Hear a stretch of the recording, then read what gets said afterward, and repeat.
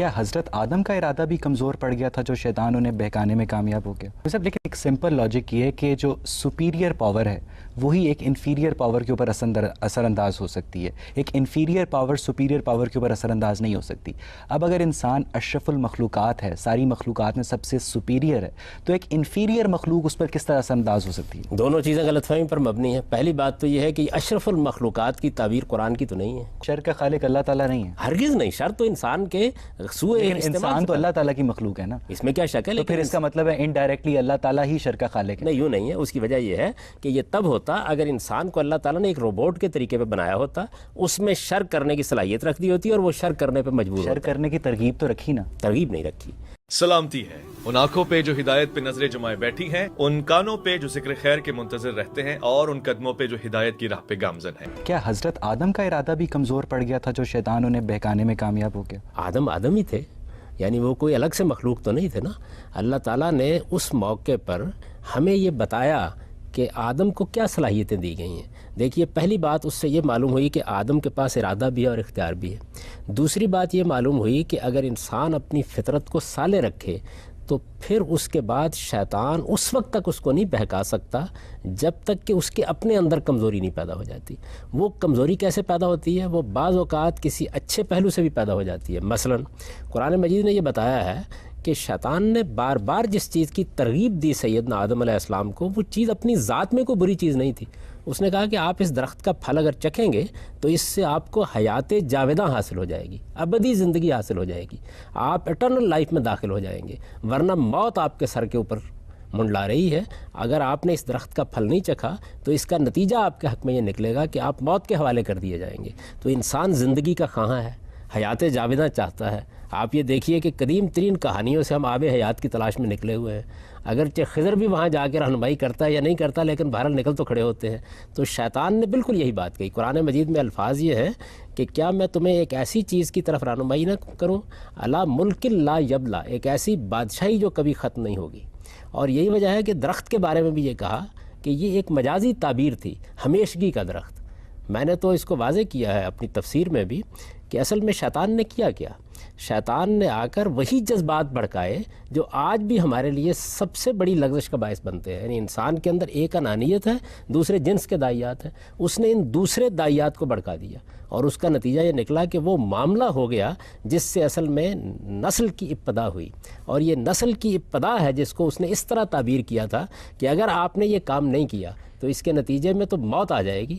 زندگی آپ کو ملی اسی صورت میں سکتی ہے کہ آپ اپنی اولاد کو آگے بڑھائیں، اور یہی وجہ ہے کہ اس کے اس مشورے پر عمل کرنے کے نتیجے میں وہ معاملہ ہونا شروع ہو گیا جس کے بعد اگر شیطان پھر حضرت آدم کو نہ بہکاتا تو بنی نوع انسان کبھی وجود میں نہ آتی؟ نہیں، دیکھیے بات یہ ہے کہ یہ جو واقعات کے بارے میں یہ طے کرنا ہوتا ہے نا کہ اگر وہ ایسا نہ کرتا، اللہ تعالیٰ نے ایک اسکیم بنائی، اس اسکیم کا ظہور کسی دوسری صورت میں ہو جاتا۔ اسباب کام کرتے ہیں۔ شیطان نے اللہ میاں کی اسکیم میں مداخلت کی؟ اللہ تعالیٰ کی تو اسکیم ہی یہی تھی۔ یہی اسکیم تھی کہ آدم و حوا کو بنایا جائے، یہ اسکیم تھی کہ انہیں اقتدار دیا جائے، یہ اسکیم تھی کہ انہیں اختیار دیا جائے، زمین کی بادشاہی ان کو منتقل کی جائے۔ آپ یہ دیکھیے کہ یہ شیطان کا واقعہ تو بہت بعد میں پیش آیا۔ اللہ تعالیٰ تو قرآن مجید میں یہ کہہ رہے ہیں، ابھی ارادہ کر رہے ہیں، تو یہ کہہ رہے ہیں کہ انی جاعل فی الارض خلیفہ، میں نے ارادہ کر لیا ہے کہ میں زمین میں ایک ایسی مخلوق بنانے والا ہوں جس کو میں اختیار بھی دوں گا اور اقتدار بھی دوں گا۔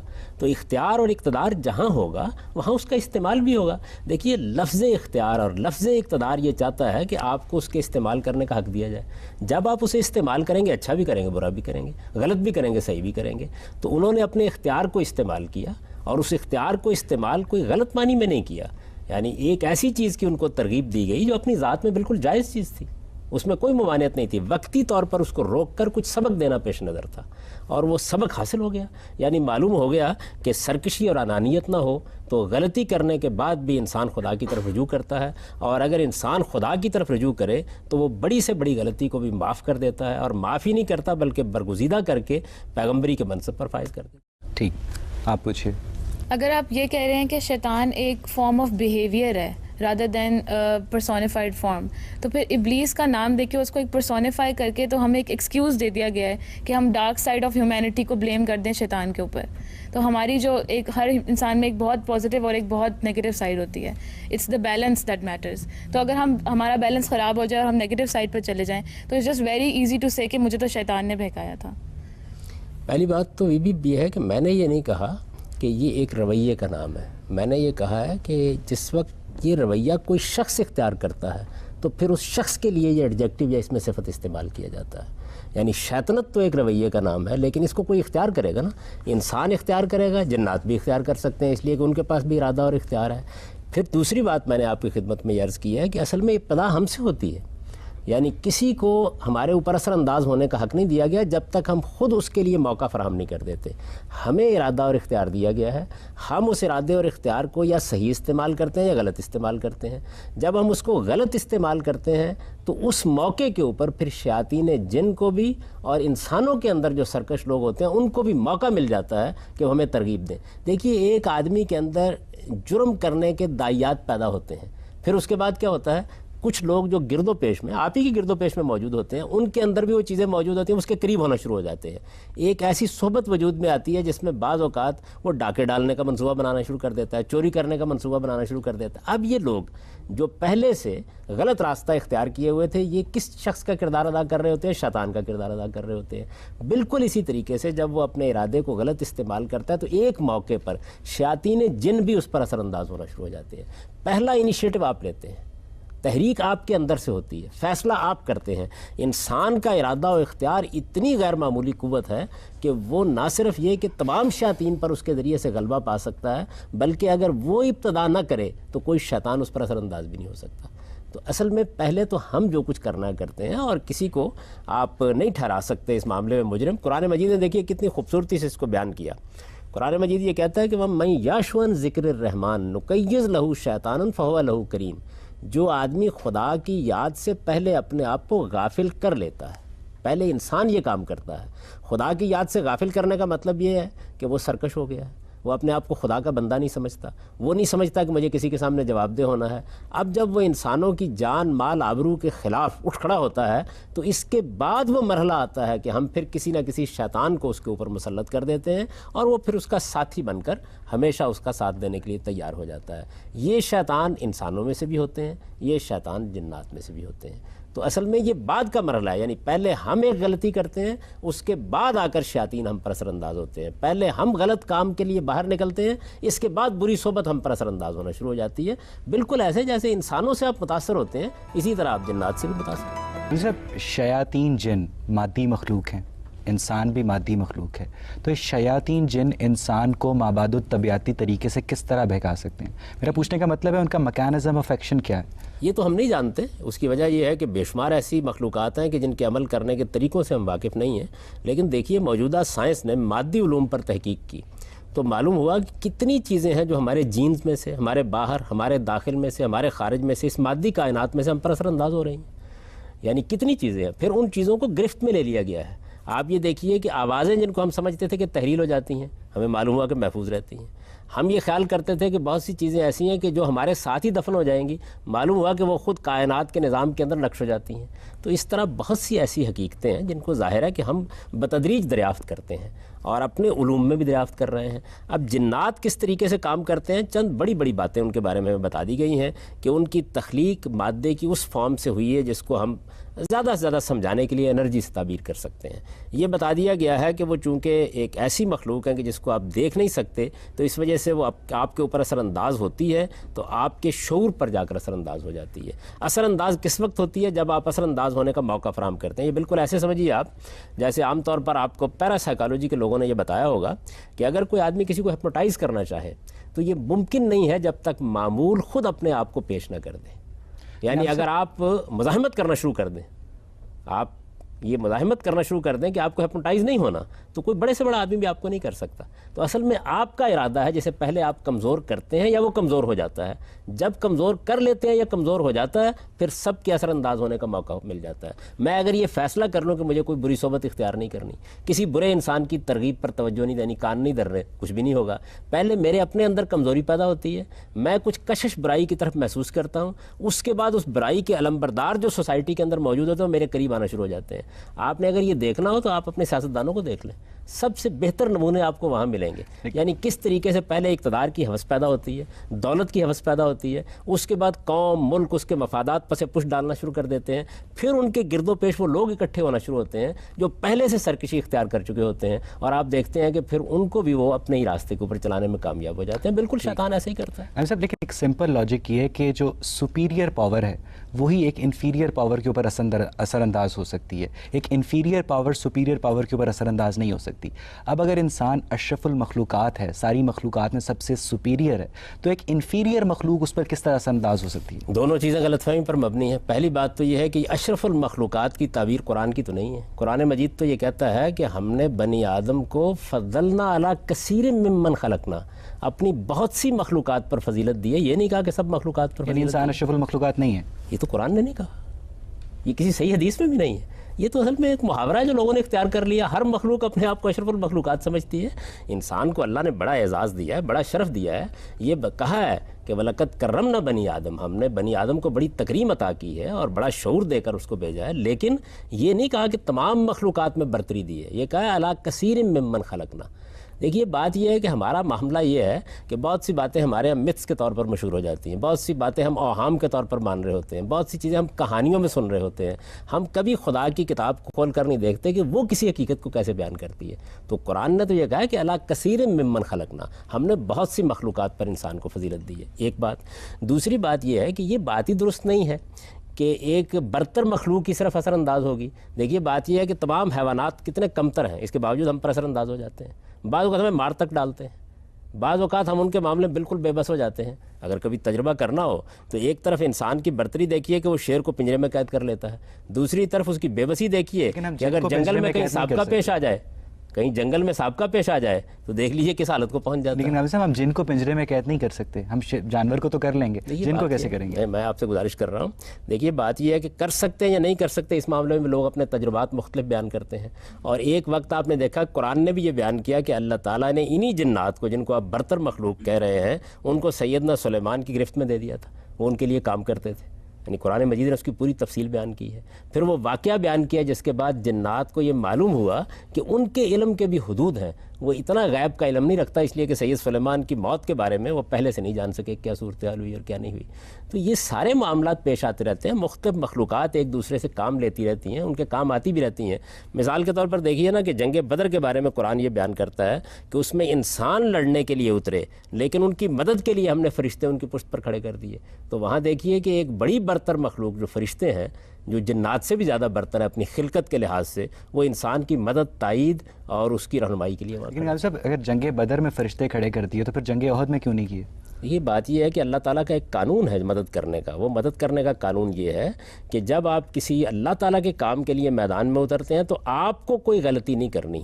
اگر آپ نے صبر اور ثبات سے کام لیا ہے تو مدد ملے گی, اگر ایسا نہیں ہے تو نہیں ملے گی. وہاں مسلمانوں نے غلطی کی, اس کی سزا دینی ضروری تھی, اس لیے کہ ان کا تزکیہ مقصود تھا, ان کو الگ کرنا مقصود تھا, اور یہ بتانا مقصود تھا کہ وہ بھی اپنے آپ کو پاکیزہ بنانے کے لیے اپنی غلطیوں پر توجہ کریں.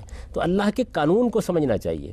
یہ بالکل ایسے ہی ہے کہ آپ دیکھیے کہ آپ حفظان صحت کے اصولوں کی اگر پابندی نہیں کرتے ہیں تو اس کے بعد شفا بھی اللہ دیتا ہے, زندگی بھی اللہ دیتا ہے, موت بھی اللہ دیتا ہے, لیکن جو آپ نے خلاف ورزی کیا اس کی سزا بھی پھر اس کے قانون کے مطابق آپ کو مل جاتی ہے.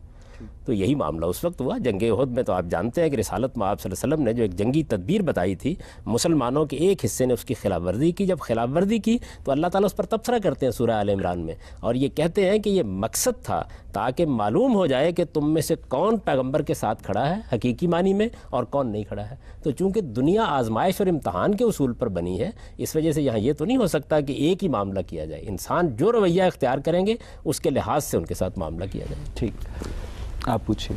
شیطان کس طرح کی چیزوں کے میں ملوث ہوتا ہے؟ دیکھیے بات یہ ہے کہ جس وقت آپ ایک غلط ارادہ کر لیتے ہیں, آپ نے فیصلہ کر لیا کہ آپ ایک غلط کام کریں گے, آپ نے اپنے ارادے اور شعور سے یہ فیصلہ کیا, آپ چل پڑے اس مقصد کے لیے, اب شیطان کو موقع ملتا ہے, آپ معمول بن چکے ہیں اس کے. اب جس وقت آپ اپنے آپ کو ایک معمول کی حیثیت سے پیش کر دیتے ہیں, یہ آپ کا ارادہ ہے, اس کے بعد وہ اثر انداز ہونا شروع ہو جاتا ہے.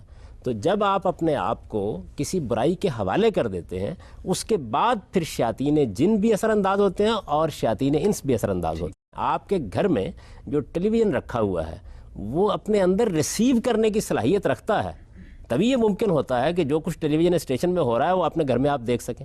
اس کے بغیر ممکن نہیں ہوتا. تو انسان بھی جس وقت کسی سگنل کو ریسیو کرنے کے اپنے آپ کو قابل بنا لیتا ہے اور وہ اپنے ارادے اور اختیار سے بناتا ہے, پھر انسانوں کا سگنل بھی اس تک پہنچتا ہے اور جنات کا بھی اس تک پہنچتا ہے اور فرشتوں کا بھی پہنچتا ہے. کاملی صاحب, یہاں سے ہم آپ کی بات کو آگے بڑھائیں گے, لیکن ناظرین اس سے پہلے وقت ہوا ایک چھوٹے سے بریک کا. حاضر ہوتے ہیں بریک کے بعد. اچھا, سوال میرا یہ ہے کہ آپ نے کہا کہ انسان کی اپنی فری ول تو ہوتی ہے لیکن وہ بہکاوے میں آ جاتا ہے اور غلط کام کرتا ہے. سب سے پہلی بات تو یہ کہ آپ نے کہا, اس کے بعد یہ بھی کہا کہ انسان پہلے ایک فلسفے میں یقین رکھتا ہے, اس کی بنیاد کے اوپر وہ حرکات کرتا ہے. تو سب سے پہلی بات تو یہ ہے کہ غلط اور صحیح میں فرق کیا ہے, یہ کس طرح ڈیفائن کرتے ہیں. دوسری بات یہ ہے کہ اگر کوئی انسان فرض کریں کہ ایک مزدور ہے جو سارا دن کام کرتا ہے اور ساری زندگی محنت کرتا ہے, لیکن اب اس کے گھر میں آٹا نہیں ہے, اس کے پاس اس کے بچے جو ہیں 6 دن سے بھوکے بیٹھے ہوئے ہیں, اور جب ان کی وہ حالات دیکھ کے وہ کسی آٹے کی فیکٹری میں ڈاکہ ڈالتا ہے تو کیا اس کے اوپر شیطان نے ایکٹ کیا ہے؟ اسی طرح صحیح اور غلط میں فرق کہاں سے بیان ہوتا ہے, اس کے لیے آپ کو ایک ڈومیننٹ آئیڈیالوجی چاہیے ہوتی ہے. آپ اگر کمپیریٹیو ریلیجن دیکھیں اسلام سے باہر نکل کے, کہ جتنے بھی مونوتھیسٹک معنی کہ ایک خدائی قوت میں یقین رکھنے والے جتنے بھی اب تک مذاہب آئے ہیں, ان سب میں شیطان اور اس کے اپوزٹ ایک خدائی قوت میں یقین کی بات کی گئی ہے تاکہ ان میں ایک بیلنس پیدا ہوا ہو, اور اسی کی بنیاد کے اوپر کافی کام کیے جاتے ہیں. صحیح اور غلط میں کیا کہتے ہیں فرق بیان کیا جاتا ہے, نہ کہ اس کے جو آپ کی ایک مادیاتی کنڈیشن ہے آپ اس کو اینڈ میں اگنور کر دیتے ہیں. اچھا, بہت سارے سوالات جمع ہو گئے. پہلے تو اچھائی اور برائی. جی, سب سے پہلی بات تو یہ ہے کہ اچھائی اور برائی کا شعور انسان خود لے کے آیا ہے. یعنی جس طریقے سے انسان کو دیکھنے کے لیے آنکھیں دی گئی ہیں اور سننے کے لیے کان دیے گئے ہیں, اسی طرح انسان کو ایک حادثہ اخلاقی دیا گیا ہے. میں جیسے ہی شعور کی عمر کو پہنچتا ہوں تو جس طرح میں اپنی جنسی جبلت کو دریافت کر لیتا ہوں, بالکل اسی طریقے سے میں خیر اور شر کا شعور بھی اپنے اندر پاتا ہوں. اچھا کیا ہے, برا کیا ہے, یہ میرے ضمیر کے اندر ودیت ہے. انسان نام ہی اس چیز کا ہے کہ جانوروں کے بالکل برخلاف وہ خیر و شر کا, اچھائی اور برائی کا شعور رکھتا ہے. لیکن اچھائی اور برائی کا یہ شعور مجمل ہے, یعنی اس کی کچھ بنیادیں واضح کر دی گئی ہیں. مثال کے طور پر قرآن نے ہماری رہنمائی کی کہ ہم چند بنیادی حقائق کو جانتے ہوتے ہیں, ان کے بارے میں ہمیں کبھی کسی اختلاف سے دوچار نہیں ہونا پڑتا. وہ عالمگیر سچائیاں ہیں, عدل ہے, احسان ہے, رشتہ داری کے حقوق کا تحفظ ہے, کسی کے جان مال آبرو کے خلاف اقدام نہ کرنے کا داعیہ ہے. یہ چیزیں وہ ہیں کہ جو مسلمہ ہیں پوری انسانیت میں. اب اس کے بعد کیا ہوتا ہے, ان کی اپلیکیشن کرنا ہوتی ہے ہمیں. جب ہم ان کی اپلیکیشن یا ان کے اطلاق کی طرف جاتے ہیں تو یہاں ہم غلطیاں کرتے ہیں. ان غلطیوں سے بچانے کے لیے اللہ تعالیٰ نے پیغمبروں کا ایک سلسلہ جاری کیا اور ان کے ذریعے سے ہدایت دی, جس طرح کہ آپ نے بھی اس کا حوالہ دیا. ظاہر ہے کہ یہ وہ مرحلہ ہے جس مرحلے کے اوپر خیر بھی بالکل متعین ہو جاتا ہے, شر بھی بالکل متعین ہو جاتا ہے کہ کیا ہے. باقی رہ گئی یہ بات کہ ایک آدمی اپنے بچوں کی مجبوری کی وجہ سے ڈاکہ ڈالنے کے لیے گیا ہے, تو یہ ٹھیک ہے اپنی جگہ بات کہ مجبوری بعض اوقات انسان کو یہاں بھی پہنچا دیتی ہے. لیکن اگر اس آدمی سے آپ یہ پوچھیں کہ تمہارے گھر میں اگر کوئی ڈاکہ ڈالنے کے لیے آ جائے تو اس کو خیر کہو گے یا شر کہو گے؟ قرآن مجید نے اس کو بڑی خوبصورت تعبیر سے واضح کیا ہے. قرآن نے یہ کہا ہے کہ دنیا میں روز لوگ کم تولتے ہیں اور کم تول کے دیتے ہیں, ملاوٹ کرتے ہیں, لیکن کوئی اپنے مال میں ملاوٹ کرانے کے لیے کبھی تیار ہو گیا ہے؟ کوئی کم تلوانے کے لیے تیار ہو گیا؟ کبھی ایسا ہوا کہ آپ کسی وقت بازار میں گئے ہوں اور یہ خیال کر کے گئے ہوں کہ آج مجھے کوئی کم تول دے تو کتنا ہی اچھا ہو, آج مجھے کوئی ملاوٹ کر کے کوئی مال دے دے تو کتنا ہی اچھا ہو؟ یہ انسان کے اندر خیر اور شر کا شعور ہے. وہ جب ڈاکہ ڈال رہا ہوتا ہے تو یہ ٹھیک ہے کہ بعض اوقات مجبوری, بعض اوقات حالات اس درجے اس پر غلبہ پا لیتے ہیں کہ ہو سکتا ہے کہ اس کے اس جرم کو بھی نظر انداز کرنا پڑے بعض حالات میں. لیکن یہ کہ یہ جرم ہے وہ بھی جانتا ہوتا ہے, ہم بھی جانتے ہوتے ہیں, اور وہ معاشرہ بھی جانتا ہوتا ہے جو بعض اوقات اپنی ستم ظریفیوں سے انسان کو یہاں تک پہنچا دیتا ہے. اس سے خیر اور شر تبدیل نہیں ہوتے. رہ گئی یہ بات کہ اس میں شیاطین کب اپنا کام شروع کرتے ہیں. میں نے بار بار توجہ دلائی کہ جیسے ہی آپ اس راستے پر پڑتے ہیں, یعنی وہ آدمی گھر سے نکلا, اب وہ ڈاکہ ڈالنا چاہتا ہے, اس موقع کے اوپر اس کو ایک پستول چاہیے. سوسائٹی میں بہت سے شیاطین موجود ہوتے ہیں جو ٹھیک اس کی اس مجبوری اور کمزوری کے لمحے میں اس پر مسلط ہونا شروع ہو جاتے ہیں. جیسے ہی وہ مسلط ہوتے ہیں انسانوں کے اندر سے, اسی طرح جنات بھی اپنا کام شروع کر دیتے ہیں. اب اس کے بالکل برعکس فرض کیجئے, ایک آدمی سخت مجبوری کے عالم میں بھی کوئی برائی کرنے کے لیے تیار نہیں ہوتا, سخت سے سخت حالات کے اندر بھی خدا کے دیے کے اوپر کانے ہوتا ہے, اس کے اوپر بڑی سے بڑی مصیبت بھی آ جاتی ہے تو اس میں بھی وہ اخلاقی اصولوں کا خیال رکھتا ہے, تو فرشتے اس کے اوپر سکینت نازل کرنا شروع کر دیتے ہیں اس کے اس ارادے کی قدر کرنے کے لیے. اسی کو بیان کیا قرآن نے ایک تمثیل میں کہ سیدنا یوسف نے اپنے کردار کی حفاظت کی، مسلسل حفاظت کی، برسوں حفاظت کی. ایک موقع ایسا آ گیا کہ جس میں جب زلیخا نے انہیں اپنی طرف دعوت دی تو اس وقت کردار کی حفاظت کرنا بڑا مشکل کام بن گیا. یعنی ترغیب ایسی تھی، معاملات اس طرح کے تھے، صورتحال ایسی بنا دی گئی کہ کسی عام انسان کے لیے ممکن نہیں تھا. اب خدا کی قوت نمودار ہوئی اور اپنے بندے کو اس نے برائی نہیں کرنے دی. تو یہ چیز جو ہے یہ کب حاصل ہوتی ہے؟ جب آپ اپنے آپ کو اس کا استحقاق ثابت کر دیتے ہیں. یعنی جب آپ اس قابل اپنے آپ کو کر لیتے ہیں کہ اب خدا بھی آپ کی مدد کرے، فرشتے بھی آپ کی مدد کریں. بین ہی یہی معاملہ شیاطین کے ساتھ ہوتا ہے. آپ جب کمزور ہوتے چلے جاتے ہیں پھر ایک وقت میں شیطان آپ پر قابو پا لیتے ہیں. جن لوگوں نے نفسیاتی امراض کا مطالعہ کیا وہ یہ جانتے ہیں کہ ڈپریشن کا مریض پہلے دن ڈپریشن کا مریض نہیں ہو جاتا. پہلے مرحلے میں یہ چیز اس کے اندر اس کے ارادے کی کمزوری سے داخل ہونا شروع ہوتی ہے. پھر ایک وقت تک وہ اس کا مقابلہ کرنے کی صلاحیت رکھتا ہے، پھر اتنا کمزور ہو جاتا ہے کہ مقابلہ نہیں کر پاتا. یعنی آہستہ آہستہ بیماری ہی اس کے اوپر مسلط ہو جاتی ہے. یہی معاملہ اصل میں پورے انسان کے ساتھ ہوتا ہے. نبی صاحب، سورہ سواد میں قرآن مجید میں شیطان اللہ تعالیٰ کو مخاطب کر کے کہتا ہے کہ اے رب تیری عزت کی قسم میں تیرے سب بندوں کو بہکاؤں گا سوائے ان لوگوں کے جنہیں تو نے اپنے لیے خاص کر لیا ہے یا خالص کر لیا ہے. یہاں خاص لوگوں سے مراد کون لوگ ہیں اور انہیں عام لوگوں کے مقابلے میں شیطانی ترغیب سے ڈیوائن امیونٹی کیوں دی گئی ہے؟ نہیں، دیکھیے بات یہ ہے کہ شیطان نے اپنی سرکشی کا جب اظہار کیا ہے تو اس نے یہ بات واضح کر دی ہے کہ میں تو اپنی طرف سے ہر ایک ہی کو پکڑنے کی کوشش کروں گا. وہ کہہ رہا ہے سوائے ان لوگوں کے جنہیں تو نے اپنے لیے خاص. جی میں اسی طرف آ رہا ہوں. یعنی وہ یہ کہہ رہا ہے کہ میں تو ہر ایک کو پکڑنے کی کوشش کروں گا، لیکن کامیاب کہاں ہوں گا؟ کامیاب وہاں ہوں گا جہاں کوئی تیرا بندہ نہیں رہے گا. یعنی یہاں جو بات بیان کی ہے وہی ہے کہ جن بندوں کو تو نے اپنا بندہ بنا لیا ہے، اور خدا اپنا بندہ کیسے بناتا ہے اس کو قرآن نے دوسری جگہ واضح کر دیا کہ جو بندے خدا کو یاد رکھتے ہیں، جو خدا کے سامنے پیشی اور حاضری کے تصور کے ساتھ جیتے ہیں، ان کو خدا اپنا بندہ بنا لیتا ہے. تو جن کو خدا اپنا بندہ بنا لیتا ہے، جب وہ اس قابل اپنے آپ کو کر لیتے ہیں پھر شیطان ان پر اثر انداز نہیں ہوتا. یہی بات ہے جس کو رسالت پاک صلی اللہ علیہ وسلم نے ایک موقع کے اوپر بیان کیا. جب ایک شخص نے آپ سے پوچھا کہ کیا آپ کے ساتھ بھی شیطان ہے، تو آپ نے فرمایا ہاں، لیکن میں نے اس کو مسلمان کر لی. یعنی جس وقت آپ نے اپنے اندر جو خیر کے دائیات تھے ان کو نشو و نما دی، شر کے دائیات پر آپ نے قابو پانے کی کوشش کی. تو یہ دیکھیے کتنی خوبصورت ادبی تعبیر ہے کہ وہی دائیات جو مجھے برائی کی طرف لے جاتے تھے اب وہ خدا کے سامنے صرف گندہ ہو. شیطان کا تصور ہے یہ شر سے وابستہ ہے، اور شر کا کوئی بھی مذہبی فلسفہ 3 بنیادی نقطوں کو، پوسٹولیٹس کو تسلیم کرتا ہے کہ خدا قادر مطلق ہے، خدا کامل خیر ہے اور شر موجود ہے. ٹھیک، اب اگر شر موجود ہے اور خدا اسے مٹانے کا خواہش مند بھی ہے تو پھر بھی کیا خدا قادر مطلق ہی رہتا ہے؟ خدا قادر مطلق ہے، لیکن اس نے خود آپ کو ارادہ اور اختیار دیا ہے. ارادے اور اختیار کا مطلب ہی یہ ہے کہ آپ کو اس کا موقع دیا جائے کہ آپ چاہے تو صحیح راستہ اختیار کریں، چاہے تو غلط راستہ اختیار کریں. خدا جب چاہے باغ کھینچ لے، لیکن جب اس نے خود موقع دے دیا. دیکھیے بات یہ ہے کہ میں اس پر اختیار رکھتا ہوں کہ میں اپنے گھر میں ایک چیز کا نفاذ کر دوں، لیکن میں فیصلہ کرتا ہوں کسی حکمت کے تحت کہ مجھے یہ اختیار استعمال نہیں کرنا. تو خدا قادر مطلق ہے، اس میں کیا شک ہے، لیکن کیا وہ ہمارے طریقے کے اوپر ہر وقت اپنی قدرت کو استعمال کرے؟ اس نے اپنی قدرت ہی سے یہ فیصلہ کیا کہ میں انسان کو، جنات کو، فرشتوں کو ایک دائرے میں اختیار دے رہا ہوں. جب اس نے اختیار دے دیا تو پھر اختیار کا تو طریقہ یہی ہے کہ اس کو استعمال کرنے کا موقع دیا جائے. جب آپ اس کو استعمال کرنے کا موقع دیں گے تو اس سے شر پیدا ہوگا. صرف شر کا خالق اللہ تعالیٰ نہیں ہے، ہرگز نہیں. شر تو انسان کے سوء انسان تو اللہ تعالیٰ کی مخلوق ہے نا، اس میں کیا شک ہے. تو پھر اس کا مطلب ہے انڈائریکٹلی اللہ تعالیٰ ہی شر کا خالق ہے. نہیں، یوں نہیں ہے. اس کی وجہ یہ ہے کہ یہ تب ہوتا اگر انسان کو اللہ تعالیٰ نے ایک روبوٹ کے طریقے پہ بنایا ہوتا، اس میں شر کرنے کی صلاحیت رکھ دی ہوتی اور وہ شر کرنے پہ مجبور ہوتا. شر کرنے کی ترغیب تو رکھی نا؟ ترغیب نہیں رکھی، صلاحیت دی ہے. صلاحیت کیا چیز دی ہے؟ صلاحیت اصل میں ایک بہت بڑی خیر دی ہے انسان کو. وہ کیا ہے؟ وہ ہے اختیار. کوئی معمولی چیز ہے یہ؟ یعنی ایک بے اختیار مخلوق کے مقابلے میں ایک با اختیار مخلوق بنا دی. دیکھیے لفظ اختیار کے اندر اتر کر اس پہ غور کریں. یہ جب دیا جائے گا اس کا استعمال ہوگا، استعمال برا بھی ہوگا، استعمال اچھا بھی ہوگا. ورنہ اختیار ہوا کیا؟ یعنی اگر اللہ تعالیٰ ہر موقع پر مداخلت کر لیتے، جیسے ہی آپ کسی غلط کام کا ارتکاب کرتے آپ کو پکڑ لیتے، تو پھر اختیار کیا ہوا؟ دینے کے معنی کیا ہوئے؟ دیکھیے اختیار دینے کا مطلب ہی یہ ہے کہ آپ کو مہلت ملنی چاہیے کہ آپ اس کا استعمال کریں. لہٰذا اللہ تعالیٰ نے تو آپ کو سراپا خیر بنایا ہے، اس لیے کہ آپ کو انہوں نے اختیار دیا ہے. اختیار دیا تھا، اختیار ایک بہت بڑی نعمت تھی. ہم جب اس کا غلط استعمال کرتے ہیں تو اس سے شر پیدا ہوتا ہے. یہی وجہ ہے کہ قرآن مجید نے دیکھیے ایک موقع کے اوپر اس کو بیان کیا نا کہ من شر ما خلق.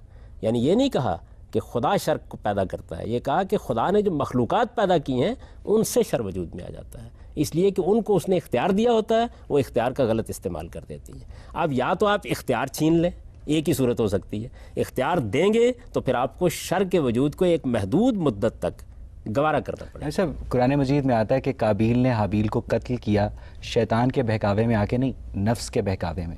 تو اس شیطان کے بہکاوے میں اور نفس کے بہکاوے میں فرق ہے؟ نفس کے بہکاوے سے بات شروع ہوتی ہے، شیطان اس کے بعد اثر انداز ہونا شروع ہوتے ہیں، خواہ وہ جنات میں سے ہوں خواہ انسانوں میں سے ہوں. سب سے پہلے تو آپ اندر سے یہ فیصلہ کرتے ہیں. اس واقعی کو اگر آپ پڑھیں، بائبل میں بھی پڑھیں، قرآن میں بھی پڑھیں، دیکھیے کیسے پیش آیا ہے. انسان کے اندر انانیت ہے، یعنی دو چیزیں انسان کے اندر موجود ہیں، ایک اپنی انا کا احساس، دوسرے جنس کی جبلت.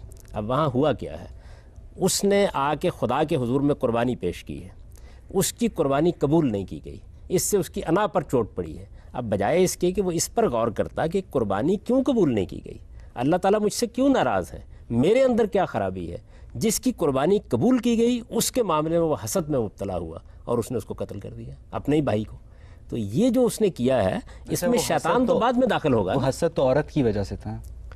یہ بھی ایک واقعہ بیان کیا جاتا ہے، لیکن قرآن مجید تو اس کو بالکل دوسرے طریقے سے بیان کرتا ہے. وہ یہ کہتا ہے کہ دونوں نے قربانی پیش کی، دونوں کی قربانی اللہ کے حضور میں جب پیش ہوئی تو اللہ نے ایک کی قربانی کو قبول کر لیا، کیونکہ اس زمانے میں اللہ کا طریقہ یہ تھا کہ قربانی کی قبولیت یا عبادت کی قبولیت بتا دی جاتی تھی.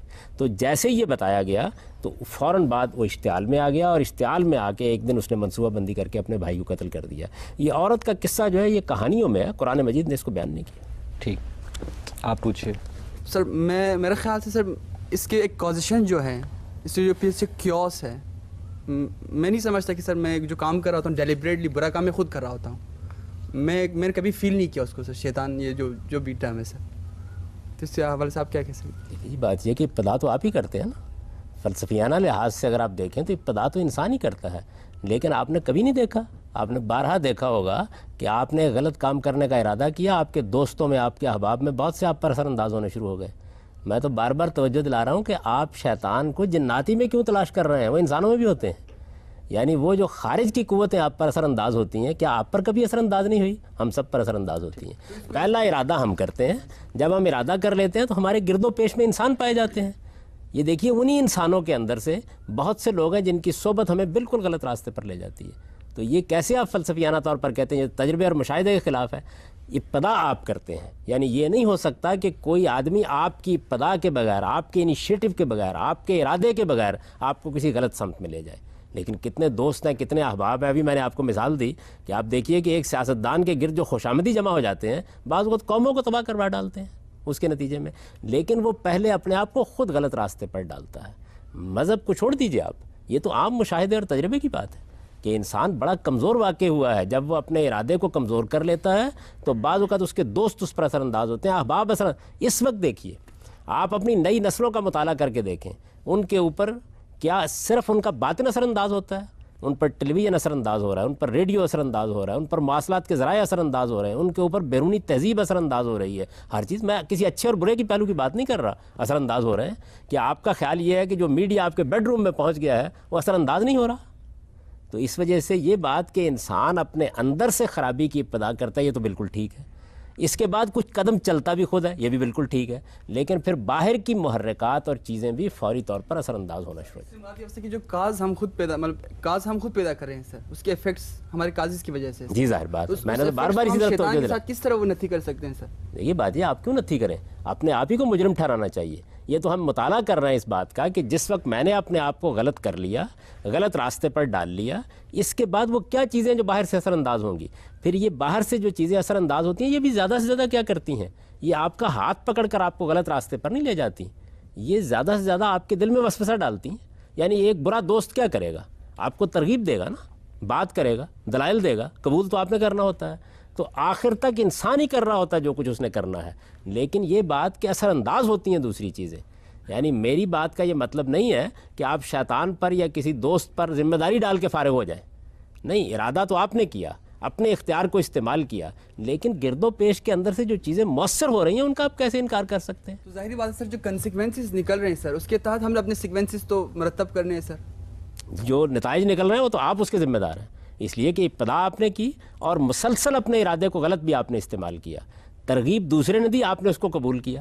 دیکھیے بات یہ ہے کہ اگر کوئی آدمی قاتل ہو جائے، عدالت میں پیش ہو, قتل ثابت ہو جائے, اس کے بعد وہ یہ کہے جی بات یہ ہے کہ میں نے قتل کرنے کا ارادہ تو کر لیا تھا لیکن بہت سے دوست مجھے مل گئے جنہوں نے مجھے ترغیب دے قتل کروا دیا, آپ اسے معاف کر دیں گے؟ اس لیے معاف نہیں کریں گے کہ اس میں کوئی شک نہیں کہ ترغیب دی گئی, ترغیب دینے کا انکار نہیں کیا جا سکتا, لیکن انسان کو اتنا زیادہ ارادہ اور کنٹرول دیا گیا ہے کہ وہ اگر اپنی صحیح تربیت کرتا تو کبھی اس ترغیب کو قبول نہ کرتا. صاحب لیکن ہر بندے کی ول پاور یونیفارم تو نہیں ہوتی نا.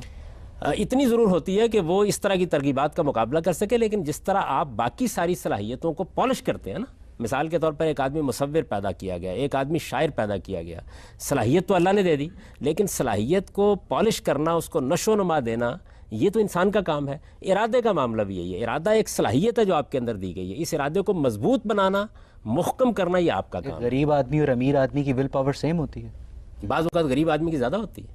اس کی وجہ یہ ہے کہ امیر آدمی ایسی سہولتوں میں پیدا ہوتا ہے کہ جہاں آہستہ آہستہ اس کے ارادے کی قوت کمزور ہونی شروع ہو جاتی ہے. امیر آدمی کا کیا قصور ہوا کہ وہ شیطانی ترغیب میں آ گیا؟ دیکھیے بات یہ ہے کہ قصور تو اصل میں بالکل ابتدا میں موجود ہے ہر ایک کا, کسی کا کم کسی کا زیادہ. وہ کیا؟ یعنی ایک آدمی جس کو آپ فرض کر لیجئے کہ اچھا ماحول نہیں ملا جی, اور اس کو اچھی ترغیبات نہیں ملی, تو قصور میں ذرا کمی آ جائے گی.